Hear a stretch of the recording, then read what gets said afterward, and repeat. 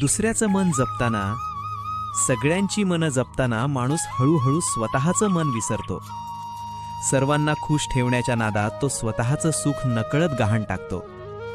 आपण हसतो कारण समोरच्याला त्रास होऊ नये, पण आत मात्र मन थकत जातं.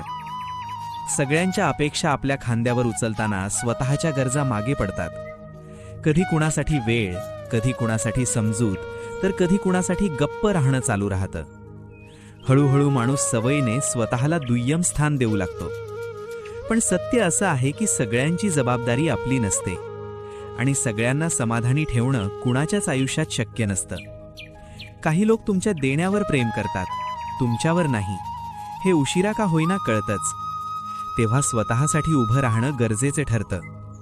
स्वतःची मर्यादा ठरवणं हे कठोरपणा नाही, तर आत्मसन्मान असतो. कधीतरी स्वतःला निवडणं स्वार्थ नसून ते